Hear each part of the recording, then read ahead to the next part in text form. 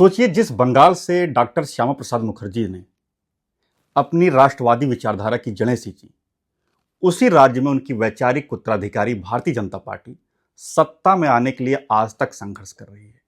यह भी सोचिए कितने विडंबना की बात है कि जनसंघ के संस्थापक, बंगाल की माटी के सपूत, जिन्होंने अखंड भारत के लिए अपना सर्वस्व न्यौछावर कर दिया, आज उन्हीं की वैचारिक पार्टी उनके ही गृह राज्य में बाहरी होने के आरोपों से भी जूझ रही है। यानी कि जिस मिट्टी ने बीज बोया, उसी जमीन पर उसे पराया कहा जा रहा है। अगर इस बार जनसंघ संस्थापक श्यामा प्रसाद मुखर्जी के गृह राज्य बंगाल में भाजपा जीतती है, तो यह सिर्फ एक चुनावी जीत नहीं कही जाएगी, बल्कि उनकी विरासत को 7 साल में दूसरी सबसे बड़ी श्रद्धांजलि भी होगी। 2019 में प्रधानमंत्री नरेंद्र मोदी और गृह मंत्री अमित शाह ने अनुच्छेद 370 हटा करके कश्मीर में उनके उस अधूरे संकल्प को पूरा करके ऐतिहासिक श्रद्धांजलि दे चुके हैं, जिसके लिए उन्होंने जान दी थी। अब अगर बंगाल में कमल खिलता है, तो यह सिर्फ जीत नहीं, मुखर्जी के सबसे बड़े सपने के साकार होने की दिशा में एक बड़ा कदम होगा, क्योंकि वो बंगाल को एक राष्ट्रवादी विचारधारा से लैस बंगाल की कल्पना वो करते थे। सिर्फ 33 साल में डॉक्टर मुखर्जी कलकत्ता यूनिवर्सिटी के वाइस चांसलर बन जाने वाले व्यक्ति हैं।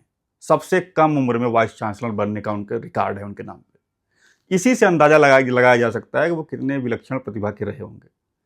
श्यामा प्रसाद मुखर्जी 21 अक्टूबर 1951 को जनसंघ की स्थापना करते हैं, क्योंकि कांग्रेस की नीतियों से वो नाराज होते हैं। वो देश को एक नया राजनीतिक विकल्प देना चाहते हैं। फिर जून 1953 में अचानक से उनकी डेथ हो जाती है। तो जनसंघ का जो बीज उन्होंने रोपा था, उसकी आयु सिर्फ 1 साल 8 महीना रहती है। उनके आकस्मिक निधन के साथ ही एक बंगाल में एक तीसरा विकल्प जो खड़ा हो रहा था, उसकी गुंजाइश को झटका लगता है। देश में एक जो विकल्प खड़ा हो रहा था, उसको झटका लगता था। कोई ऐसा बंगाली नेता नहीं बचता है मुखर्जी के बाद जो जनसंघ की दीपक को जला सके। और चूंकि कम समय में वो चले गए, 2 साल से भी कम समय में, तो जनसंघ बहुत फल फूल भी नहीं पाया। इसके बावजूद 1952 में जो पहला चुनाव हुआ, उसमें जनसंघ ने न केवल 6% वोट हासिल किए, बल्कि 9 सीटें भी जीती। उस चुनाव में वामपंथी दलों को करीब 29% और कांग्रेस को सबसे ज्यादा 42% वोट मिले थे। मुखर्जी के बिना बंगाल की राजनीति में जनसंघ खुद को अनाथ महसूस करने लगा।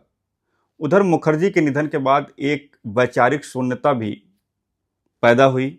जो तीसरी जो वैचारिकी बंगाल की राजनीति में मजबूती से पैर पसार रही थी, वो उसके कदम रुक गए। अगर मुखर्जी ज्यादा समय तक जिंदा रहते, शायद बंगाल में भाजपा को इतना लंबा इंतजार न करना पड़ता। हालांकि तीसरे विकल्प की गुंजाइश थोड़े समय के लिए जब खत्म हुई, तो इसका लाभ कांग्रेस और लेफ्ट को मिला। पूरा दोनों पार्टियों के ही कब्जे में पूरा प्रदेश चला गया। अब आप सोच लीजिए, अंदाजा लगाया जा सकता है कि क्या हालत रही होगी जनसंघ और भाजपा की। 1991 तक पार्टी 1% वोट भी नहीं पाई थी।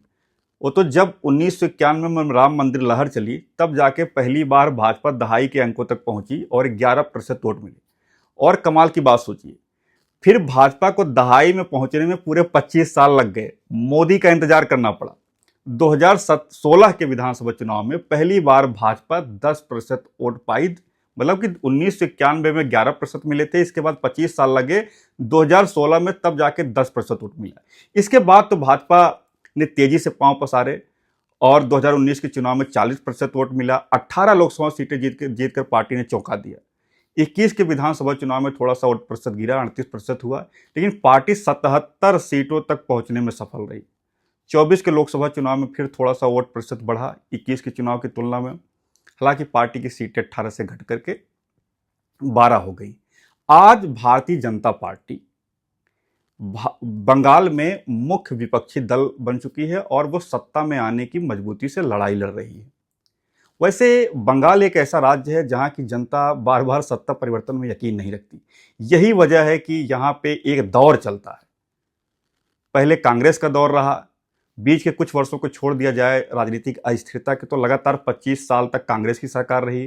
फिर 1977 से लगातार 2011 तक 34 वर्षों तक वाम मोर्चा की सरकारें रहीं। सवाल उठता है कि क्या ममता बनर्जी के नेतृत्व में टीएमसी अगले 20 वर्षों तक सत्ता में रहने वाली है, क्योंकि 15 साल ममता बनर्जी को हो गए हैं। अगर इस बार चुनाव जीतती हैं तो उनका 20 साल का कार्यकाल हो जाएगा। वैसे इस बार राजनीतिक परिदृश्य काफ़ी बदला हुआ है। 91 लाख से अधिक वोट एसआईआर के कारण कट चुके हैं। पार्टी पिछली गलतियों से सबक लेते हुए इस बार बंगाली नेताओं को फ्रंट पर रख करके लोकल स्तर पर चुनाव लड़ रही है। दिल्ली के नेता केवल बैकडोर से रणनीति को अंजाम दे रहे हैं, शीर्ष नेताओं को छोड़ दिया जाए तो। बंगाली अस्मिता से भी पार्टी जुड़ के काम कर रही है। लेकिन एक चीज़ आपने देखा होगा कि बंगाल में 27 से 29% मुस्लिम आबादी है। पहले ये वोट वाम दलों में और कांग्रेस में बढ़ता था, लेकिन जब से भाजपा राज्य में मजबूत हुई है तब से भाजपा विरोधी लोगों के कान खड़े हो गए और ये वोट एक मुश्त ममता बनर्जी को जाता है। तो ऐसे में टीएमसी को जीतने के लिए, ममता बनर्जी को जीतने के लिए हिंदू वोटों के एक चंक की जरूरत होती है बस। बाकी उनका मीटर 25 से तो स्टार्ट होता है। अब सवाल उठता है कि क्या तृणमूल कांग्रेस अपना कार्यकाल 20 वर्षों तक खींच पाएगी? क्या ममता बनर्जी बुद्धदेव भट्टाचार्य के 23 साल के मुख्यमंत्री के रिकॉर्ड को भी ध्वस्त कर देंगी? अभी आने वाले और समय तक वो मुख्यमंत्री रहेंगी? बंगाल की राजनीति का जो इतिहास है वह बंगाली अस्मिता की लड़ाई रहा है। हालांकि भाजपा का जिस तरीके से लगातार वोट शेयर बढ़ रहा है, शून्य से जिस तरीके से पार्टी शिखर की ओर बढ़ रही है, उससे यह जरूर लगता है कि जनता वहां पे बदलाव चाहती। लेकिन बदलाव के लिए, सत्ता जाने के लिए, सत्ता पाने के लिए सिर्फ वोट शेयर नहीं बल्कि सीटें मायने रखती हैं। तो क्या भाजपा जो भी वोट शेयर पाएगी, क्या उससे सीटों में भी उसको इजाफा होगा या सिर्फ भाजपा का वोट शेयर ही बढ़ेगा, सीटों में परिवर्तन नहीं होगा? तो ये देखने वाली बात होगी। भाजपा ने जिस तरीके से कई ऐसे मुद्दे उछाले हैं जिससे बंगाल का चुनाव थोड़ा सा पिछली बार की तुलना में अलग है। बंगाल एक ऐसा राज्य है जहां की सरकार वहां के लोगों को एक अलग टाइम जोन में लेकर के चल रही है। अभी भी वहां के कर्मचारियों को 5वें 6ठे वेतनमान का ही लाभ मिल रहा है। वहां पे एक बड़ा मुद्दा रहा। हालांकि जब चुनाव आया तो ममता बनर्जी ने एरियर देने की घोषणा की, लेकिन भाजपा ने इस मुद्दे को लपक लिया और भाजपा ने कहा कि 45 दिनों के अंदर, जो संकल्प पत्र पेश किया, 45 दिनों के अंदर कर्मचारियों को 7वें वेतनमान का लाभ मिलने लगेगा, यानी कर्मचारियों की सैलरी बढ़ जाएगी। यही वजह है कि पिछली बार जो आरोप लगते थे कि पहले जो सरकारी मशीनरी थी वो सत्ताधारी दल के एजेंट के तौर पर काम करती थी, इस बार हालात कुछ अलग हैं, क्योंकि लगता है कि भाजपा आएगी तो 7वें वेतनमान का लाभ मिल जाएगा। इससे जो कर्मचारी हैं वो न्यूट्रल होकर के बड़ी तादाद में कर्मचारी काम कर रहे हैं। ये 7वें वेतनमान की घोषणा गेम चेंजर हो सकती है, क्योंकि चुनावों में जो सरकारी सिस्टम होता है उसकी बहुत भूमिका होती है।